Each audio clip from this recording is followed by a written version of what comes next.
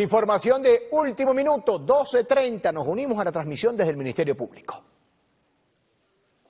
Gracias por este contacto. A esta hora nos encontramos en el Ministerio Público y el Fiscal General de la República, Tarek William Saad, va a ofrecer información de vital importancia para todo el país. Adelante.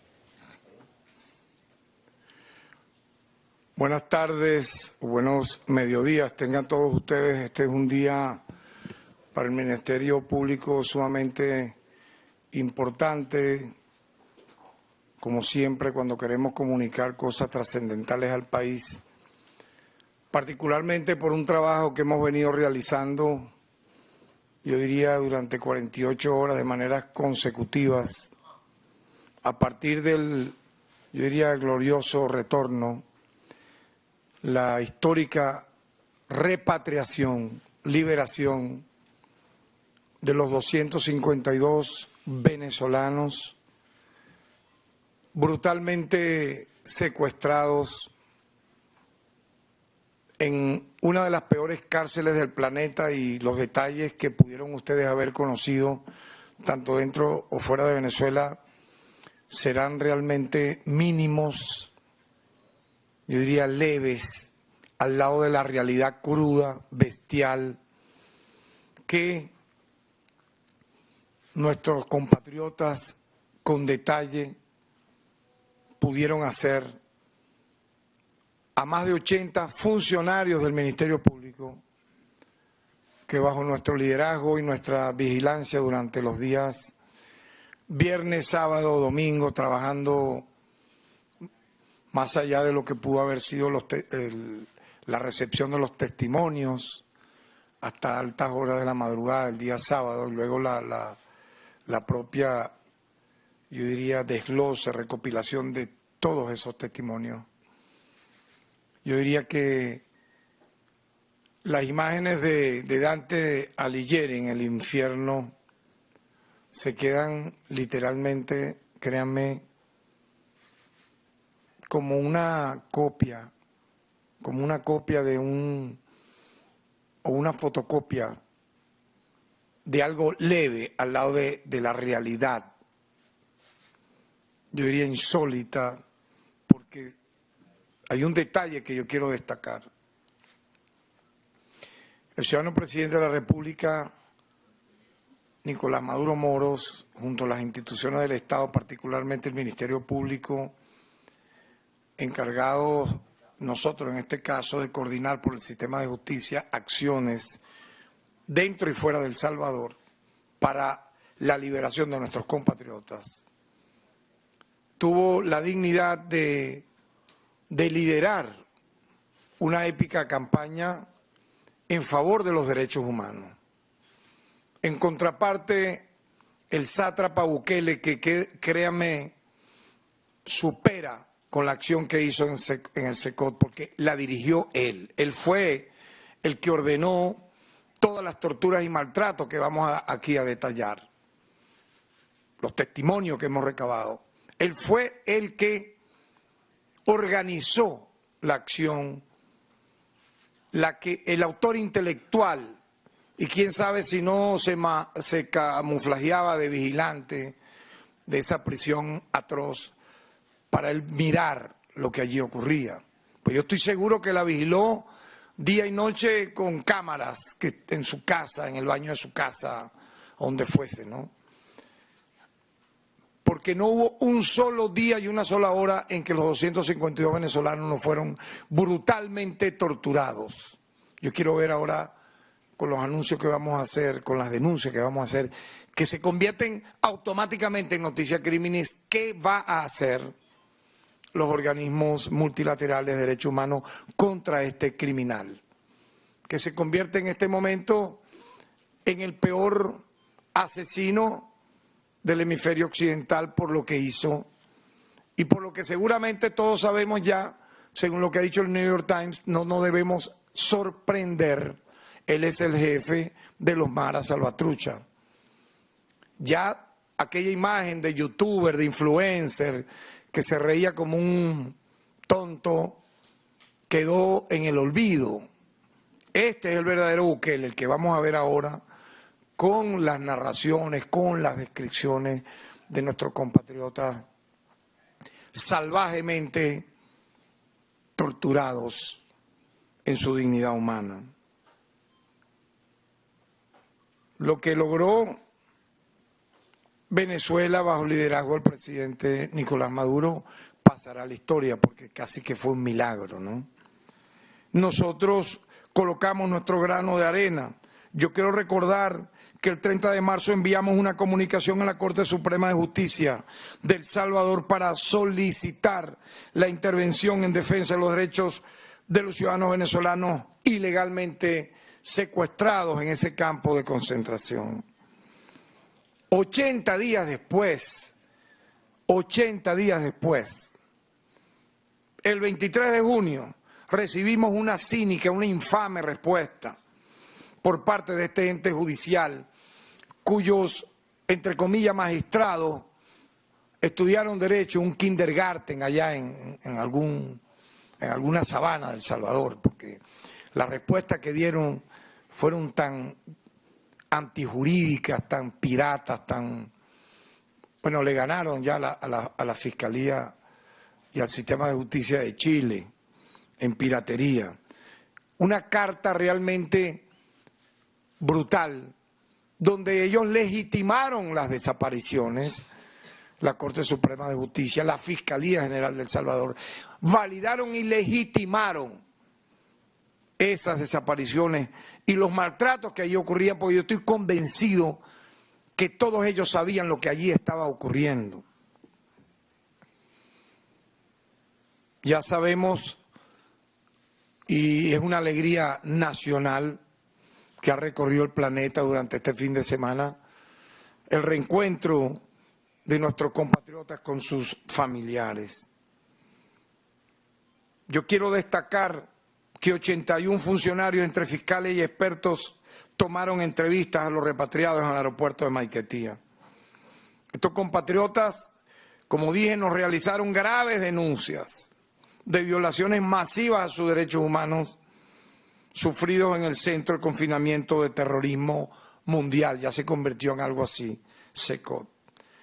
Yo quisiera destacar, es bueno que tomemos nota de los delitos que hemos literalmente comprobado con las denuncias, porque para eso fueron estos 81 funcionarios del MP durante viernes y sábado al aeropuerto de Maiquetía a entrevistar a nuestros compatriotas. Privación ilegítima de libertad. Oigan con atención. Fueron detenidos y llevados a un centro penal en un tercer país sin que se acordase, sin que se acusase formalmente de ningún delito, ni se les presentase ante un tribunal.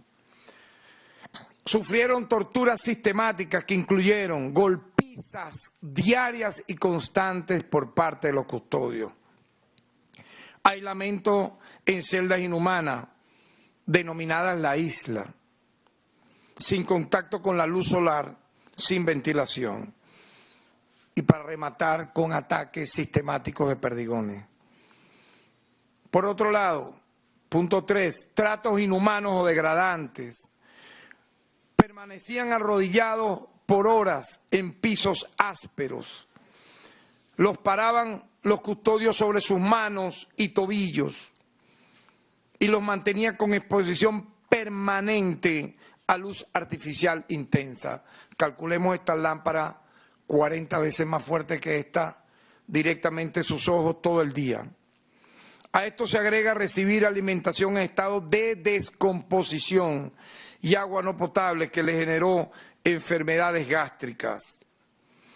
Negación de atención médica incluso a compatriotas que estaban literalmente vomitando, desmayados en el lugar de confinamiento. Violaciones al debido proceso que incluyeron interrogatorios sin asistencia legal, prohibición de contacto con familiares e incomunicación. Aquí hemos hecho de todo lo que aquí estoy narrando una especie de, yo diría, documentación generalizada de el aluvión de denuncias realizadas por nuestros compatriotas. Aparte de lo que he dicho, calculen esto que voy aquí a contar. Casi todos una gran mayoría, fue abusada sexualmente, agredido sexualmente por los custodios, cuando los llevaban a la celda de castigo, de una manera que solamente depravados y bajo la instrucción de Bukele, no hay duda aquí. Él ordenó cada una de las acciones al margen de los derechos humanos que aquí estoy narrando. Y lo digo con toda responsabilidad. Golpes diarios y sistemáticos. Cuando reclamaban el por qué los golpeaban sin causa, ¿saben cuál era la respuesta? Les disparaban con los perdigonazos, para que tengan la idea del contexto de cómo fueron las torturas. Los obligaban, vean esto sí es realmente asqueroso, todo es asqueroso. Pero Bukele ordenaba, porque los custodios le decían, ustedes están aquí presos por Bukele, no está ordenando esto y lo otro. Custodios brujas, como llamarían, ¿no? Sapos, porque delataron a su propio jefe. Los obligaban a jugar fútbol, dominó, etcétera, para una foto o un video, cuando venía, supónganse ustedes, la Cruz Roja. 2 veces apenas fue la Cruz Roja, durante todo este largo periodo de meses que estuvieron allí confinados. Entonces los obligaban y que a jugar dominó o fútbol, como si eso fuera una especie de club social. Quienes se resistían, las palizas que le daban los llegaban incluso a desmayarlos. Les daban comida buena, entre comillas. ¿Comida buena qué era? ¿Qué creen ustedes que era? Caraotas descompuestas o una especie de sopa que era agua, una sopa, un agua media tibia. Cuando iba de visita alguna personalidad al penal, entre comillas, ¿cuáles pudieran ser estas? Las 2 veces que fue la Cruz Roja, o algunos congresistas, demócratas o republicanos. Algunos de ellos fueron afectados los riñones por las palizas que les daban, y en la enfermería los curaban o introducían sondas sin anestesia. Esto es una manera de tortura también. Algo realmente depravado. Los custodios todos se drogaban, consumían droga frente a los venezolanos que estaban secuestrados en el SECOT. Todo tipo de droga, es decir, le daban drogas. Me imagino para perder el control psíquico y cometer estas espantosas acciones que hemos documentado de manera fílmica, fotográfica y obviamente a través del expediente en curso. Los metían a una celda de castigo si se bañaban a otra hora o si se acercaban a los barrotes. Imagínense acercarse a un barrote, ya eso implicaba colocarlos en una celda de castigo. Una gran parte de ellos, esto es muy doloroso, pensaron en suicidarse, tuvieron ideas suicidas durante todo el periodo de reclusión, producto de la acción criminal de Bukele y sus custodios sátrapas. Yo quisiera destacar que todo esto que estoy aquí narrando constituyen sin duda, por su naturaleza, la naturaleza de cada una de las acciones, en crímenes de lesa humanidad. Por lo tanto, desde el primer momento hemos designado 3 fiscales con competencia nacional, competencia plena, vinculados a las direcciones generales de derechos humanos, delincuencia organizada y contra delitos comunes, aparte de el abordaje con investigadores, médicos, profesionales forenses, quienes practicaron 25 reconocimientos médicos legales físicos, evidenciándose lesiones físicas tales como equimosis, zonas eritematosas, contusiones edematizadas, es decir, moretones, quemaduras, producto de las torturas, excoriaciones, lesiones cicatrizantes de reciente y antigua formación, Se realizaron 19 asistencias psicosociales, una experticia psicológica, 2 experticias psiquiátricas. Se pudo recabar indicadores de afectación, obviamente, emocional y mental, algunas de carácter grave, relacionadas con la situación vivida. Se evidenciaron síntomas asociados a traumas y estrés con diagnóstico de trastorno de estrés agudo, reacción aguda al estrés, síntomas de estrés e ideaciones suicidas. En total se recabaron 123 denuncias documentadas de los repatriados. Yo quiero, frente a esto que he narrado, tenemos demasiada documentación, pero por el tiempo, por el espacio de esta alocución, esta rueda de prensa, resumimos lo más que pudimos. Y los testimonios que vamos a presentar son los siguientes.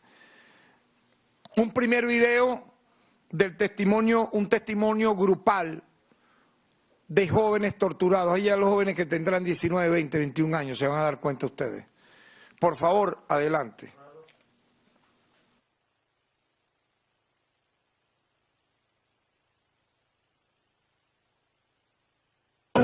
¿Qué tal? Bueno, un saludo primero que todo a nuestro presidente Nicolás Maduro, al fiscal general de la República, a Tarek William Saab, por habernos brindado esa oportunidad de habernos sacado de aquel infierno en el que estábamos viviendo, por así decirlo. ¿Por qué? Porque aquí estamos presentes nuestros compañeros de celda para darle a mostrar más o menos el maltrato que recibimos. Es un impacto de perdigón. Nuestros compañeros fueron golpeados también. Los cortaron, son hematomas, impacto de perdigón también. Ese era el modo operandi de la reprimenda hacia nosotros. Cuando me pegaron con el rolo y me partieron. Muéstrame los perdigones, compañero. Es una forma de... Me partieron la cabeza, estábamos ya indefensamente. Donde solo por bañarte, por estresarte, por simplemente hablar y pedir permiso, señor oficial, necesitamos algo, le daban esa reprimenda, nos caían a golpe. Esto fue producto de una huelga de hambre que hicimos para llamar la atención de cualquier ente de arriba, para que hablara con nosotros y dijera el por qué estábamos en el seco, ya que fuimos llevados engañados. Nos respondieron con balazos, con perdigones, bombas lacrimógenas, gas pimienta, una lata sin colchón, sin sábana, solamente de interiores, sin comida, sin agua, con comida, bebiendo la misma agua que nos bañaban. El compañero aquí, como fuimos compañeros de celda también, nunca sufría de la presión, me pusieron a sufrir de la presión. Al igual que a mi persona, me pusieron a tomar pastillas para la hipertensión, porque cuando me tomaban la tensión, estaba en un susto que apenas llegaban en la mañana, tú también. Llegaban en la mañana, era golpeando toda la celda, 4 de la mañana. Y también pasaba así, que cuando lo llevaban para médico, que ellos hacían un programa, a todos nos sacaban y delante de los médicos ahí en la mesa, ahí nos golpeaban, nos daban duro. Incluso me tienen marcada la esposa. Sí, nos sacaban, nos sacaban. Nos torturaban, mira cómo me dejaron todos. Sí, nos sacaban. Aquí mira eso. Ve la diferencia nada más aquí. A mí me obligaron a decir que me caí de un catre, el catre ellos le llamaban a la litera. Cuando no fue así, yo solo estaba frente a la doctora y me golpearon tanto, primero frente a la doctora misma, cuando me fueron a hacer la cura, que al siguiente día nos hicieron el chequeo médico que hicieron compañeros, nos sacaron a todos y ahí dijeron, di que te caíste del catre. No tuve más opción porque si no ya me tenían marcado, ya me conocían que yo era el de la cicatriz, que yo dije que ellos dispararon, y era algo que no le podíamos decir a la Cruz Roja, que no le podíamos decir a nadie porque ellos mismos nos conocían quién eran los heridos y no nos querían sacar en la Cruz Roja, sino que la Cruz Roja les dijo saquen a todos y nos sacaron, pero nos tenían aislados a todos los heridos, a todos los enfermos, aislados en una celda aparte como para retrasar todo y que se vaya a la Cruz Roja. Y la Cruz Roja le pidió que vayamos todos y le demostramos a la Cruz Roja todas las heridas igualmente.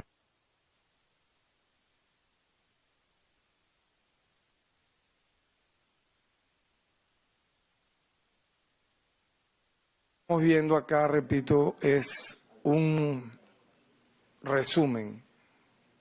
Oigan bien, es un resumen de lo que el trabajo que nosotros hacemos, que no es un trabajo, como ustedes pueden apreciar, de carácter inmediato, casual, sino es un trabajo metódico, es un trabajo donde se documenta, donde se analiza para precisar no solamente los delitos, sino también tomar las acciones, y en este caso la primera acción fue todo esto que he narrado, tomar las entrevistas, hacer los exámenes médicos legales, recabar la documentación y algo bien importante que quiero anunciar, coordinar obviamente futuras acciones en base a esto con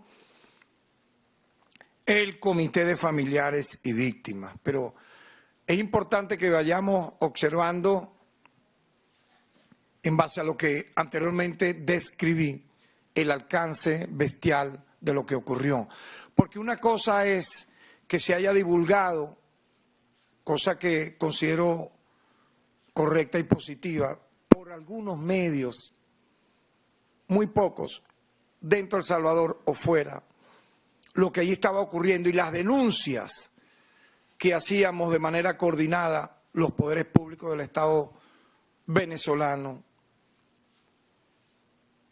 Eso es una cosa positiva, sin lugar a dudas, pero otra es ya en tiempo real, luego de la repatriación, mirándole las caras a nuestros compatriotas, tomar nota, fotografías, videos, documentar las acciones bestiales que hicieron estos monstruos.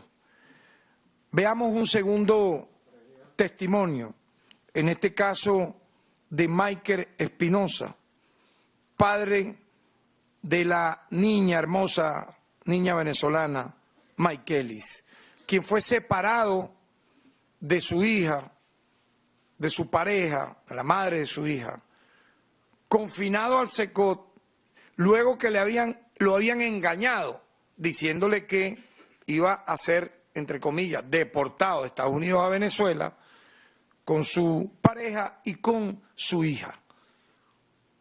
Solamente deportaron a la madre de Maykelis, a la niña la dejaron secuestrada en Estados Unidos y al padre lo desaparecen, porque yo lo dije varias veces, estamos ante los delitos de desaparición forzada, en tanto es ahora que sabemos los nombres de los 252. Nosotros recibimos, sí, es verdad, 110 denuncias de familiares, pero era en base a los videos que vieron cuando los sacaron de la manera más infame que pudimos observar, o cuando desde el propio Estados Unidos los familiares se enteraron que los habían trasladado hacia El Salvador.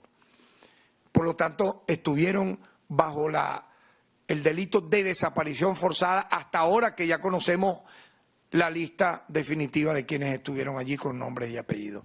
Veamos entonces el testimonio del padre de la niña Maykelis.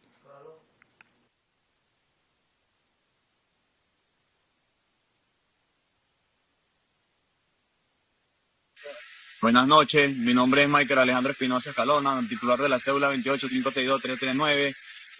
Soy el papá de Maykelis Antonella, la niña que fue separada de nosotros y secuestrada por el gobierno de Estados Unidos.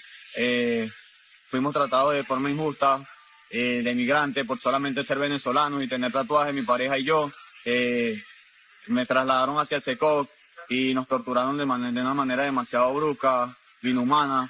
Ese lugar está incapacitado para tener seres humanos allí, nos torturaban de distintas maneras, el olor a esos putrefactos nos estaba enfermando, gracias a Dios ya logramos salir de ese secuestro. Quiero agradecerle al presidente Nicolás Maduro por todas las gestiones que hizo junto al fiscal general de la República, Tarek William Saab, gracias por habernos liberado de ese secuestro y de esas torturas físicas y psicológicas en la cual el gobierno de El Salvador y el presidente Nayib Bukele nos tenían allí encerrados, torturándonos y sometiéndonos a todas esas leyes tan absurdas que tiene esa institución, el SECOT. Muchas gracias por todo, presidente. Gracias por todas las gestiones y todo el apoyo que nos está brindando hasta ahorita, hasta el momento. Usted sabe que no somos delincuentes. Muchas gracias.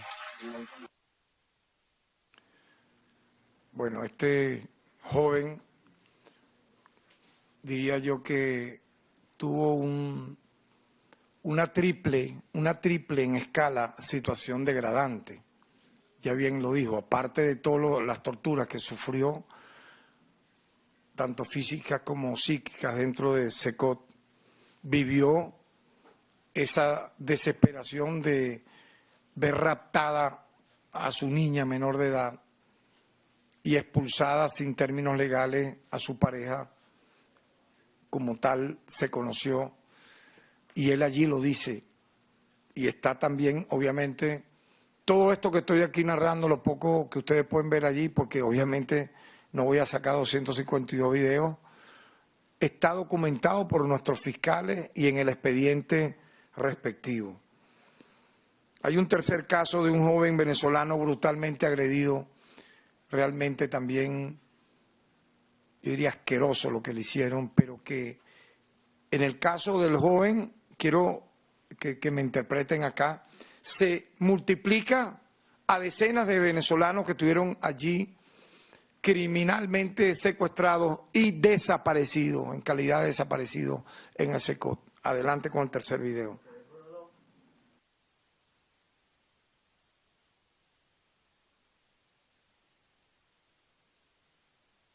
Mi nombre es Andrés José Hernández Romero, cédula de identidad 21.085.759, orgullosamente venezolano. Gracias por traernos de vuelta acá, gracias por luchar por nosotros, por los connacionales venezolanos, por traer esas 252 personas que estuvimos allá pasando tortura, pasando agresiones físicas, agresiones psicológicas. En mi caso particular, fui abusado sexualmente por parte de las mismas autoridades salvadoreñas, los cuales nos custodiaban 24 horas, 7 días a la semana. Por la mente de nosotros, como venezolanos, nos creíamos haber sido muertos para toda la vida. Nos creíamos que nunca íbamos a volver a ver a nuestros familiares. Tierra de la cual nunca debimos salir. Tierra de la cual ya no debemos salir. ¿Por qué? Porque nos están dando una nueva oportunidad de regresar a esta bella nación, de regresar a la patria que solamente tú nos puedes dar. Muchas gracias.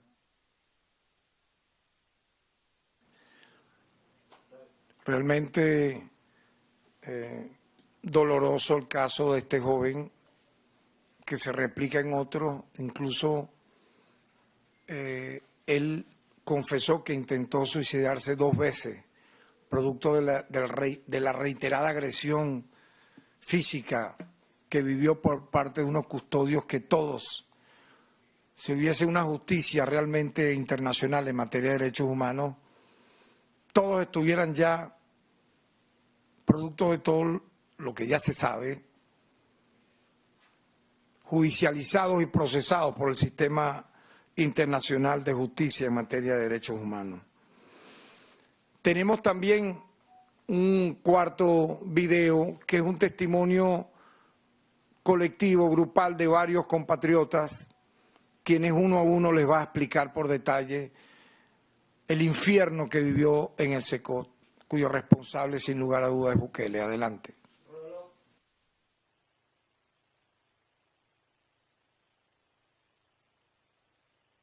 Mi nombre es Charlie Michel González Rodríguez, soy uno de los afectados que vengo de El Salvador. Desde que llegamos fue un trato inhumano que no se le da ni a un perro, mucho maltrato, no nos dejaban hablar, nunca tuvimos comida en realidad, nunca vimos un tenedor, una cucharilla con lo que hacíamos necesidad, teníamos que comer.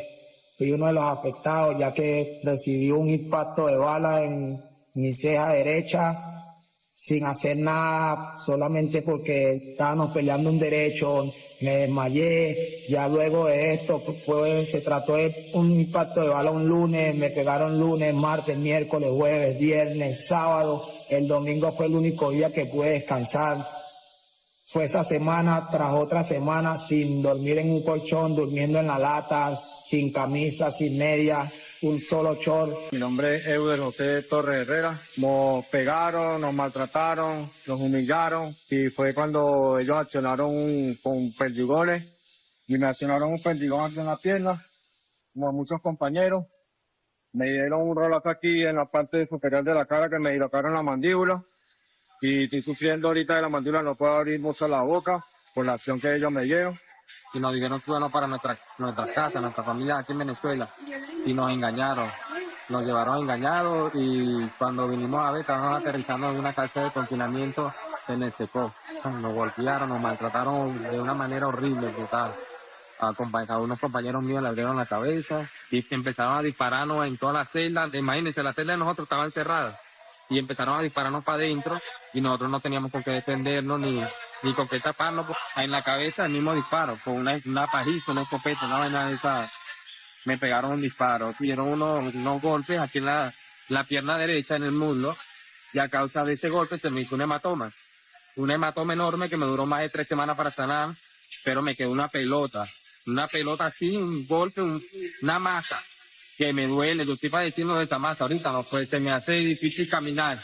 Mi nombre es Neri José Suárez Sala, vivimos una mala experiencia, vivimos maltrato físico, psicológico, mentalmente también, fuimos maltratados, golpeados, no nos daban acceso a una llamada, no teníamos derechos humanos. De verdad que lo que pasamos allá no se lo deseamos a nadie porque nos llevaban para el hoyo injustamente, para una parte que le dicen el hoyo injustamente por solamente bañarnos, hablar con otro compañero. Incluso antes de venir me dieron una golpiza por simplemente bañarme y bueno, aquí también tengo unas marcas como me golpearon pues, antes de venirme. Mi nombre es Rodolfo Mayor. La verdad es que viví mucha tortura, mucha tormenta. Fueron días y noches de golpe. El 12 de mayo,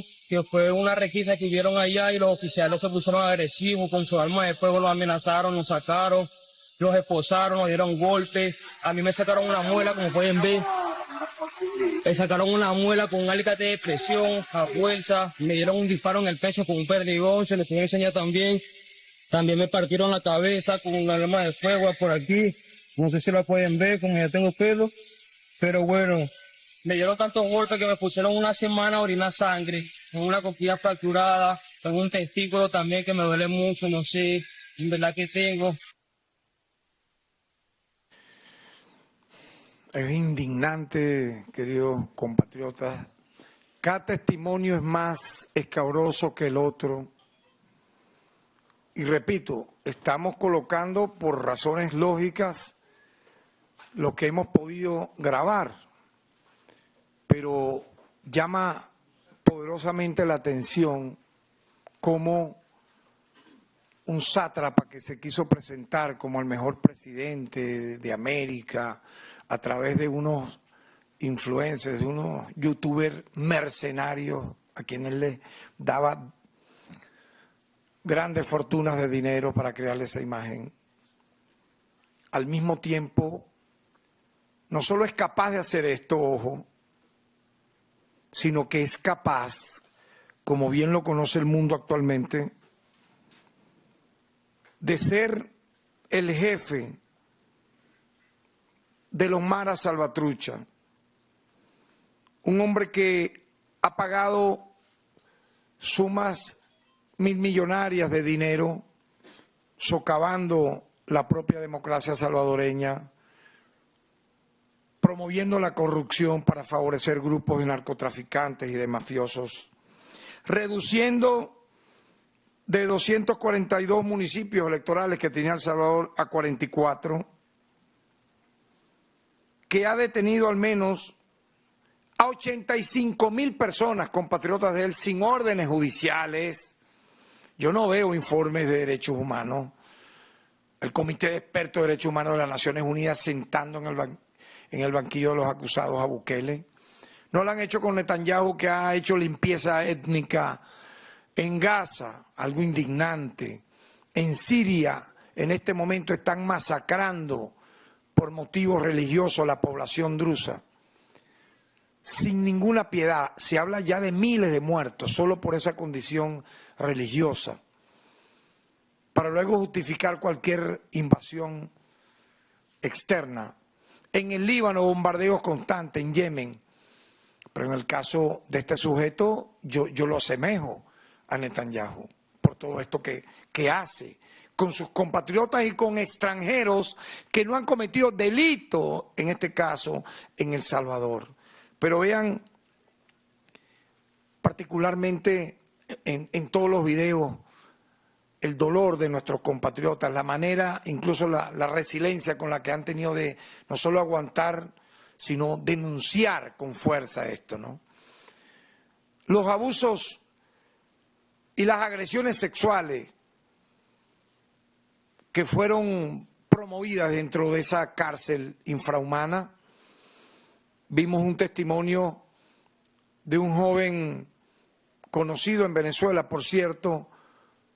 Dígame, ¿qué tiene que ver ese joven con el Tren de Aragua? Para nada.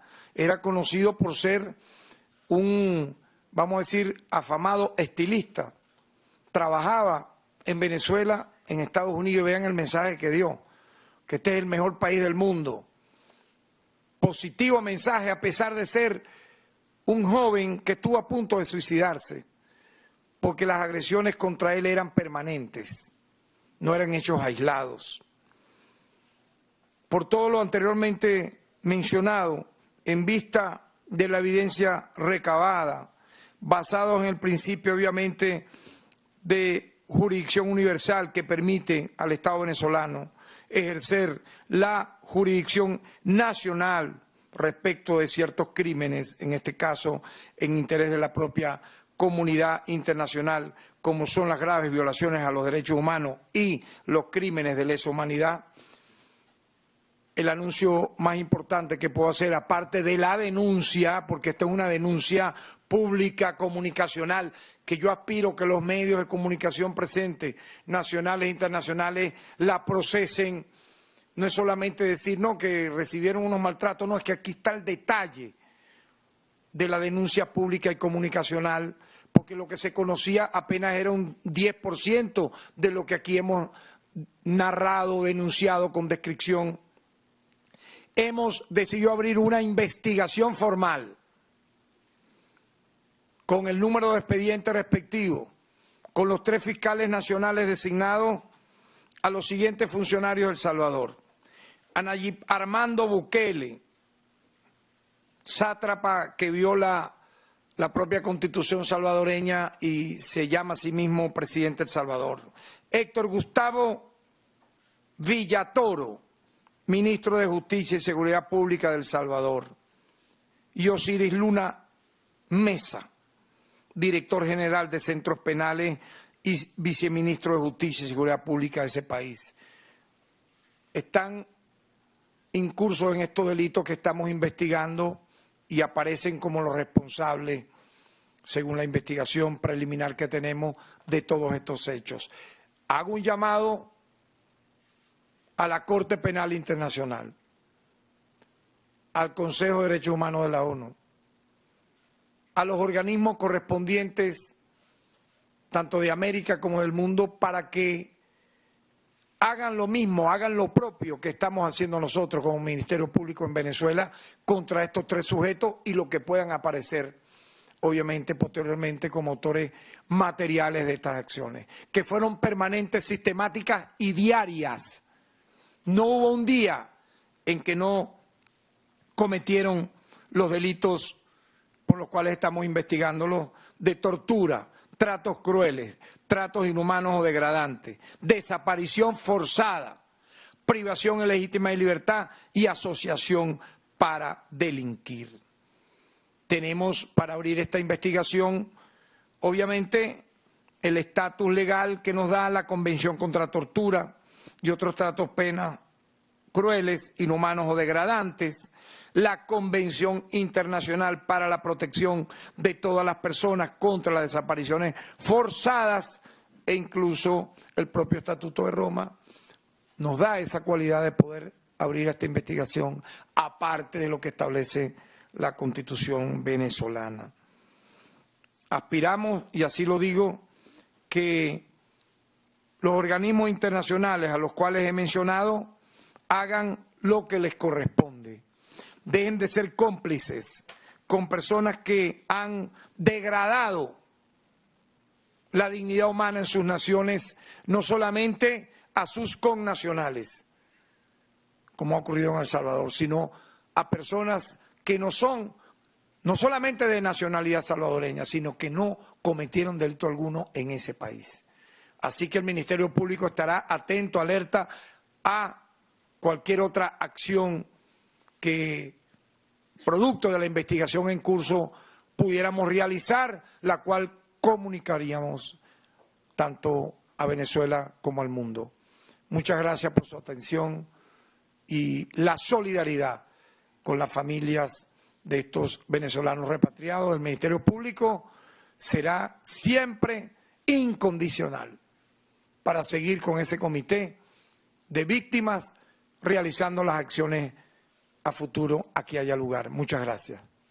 Escuchamos las palabras del fiscal general de la República, Tarek William Saad, quien ha dado información acerca de esta importante investigación que se realiza en la República Bolivariana de Venezuela.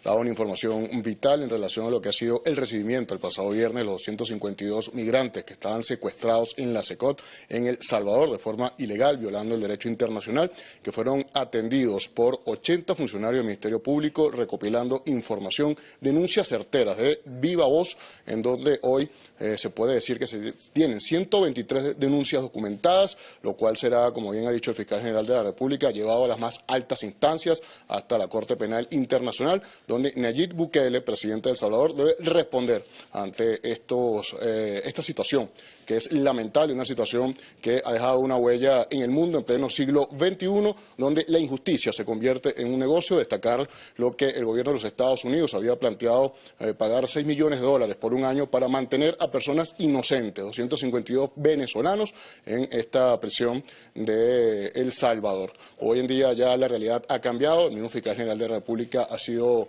concreto en lo que ha dicho y el Comité de Víctimas de las Familias estará atento y se estará trabajando día y noche para seguir investigando y dando respuestas a los venezolanos y venezolanas y, por supuesto, para que las instancias internacionales se enrumben hacia el camino que debe ser, que es el camino de la justicia y el reconocimiento de lo que está sucediendo hoy en día, lamentablemente, en El Salvador, en Centroamérica, donde, como hemos dicho, la injusticia se ha convertido en un negocio. Con esta información devolvemos el pase a los estudios. Adelante.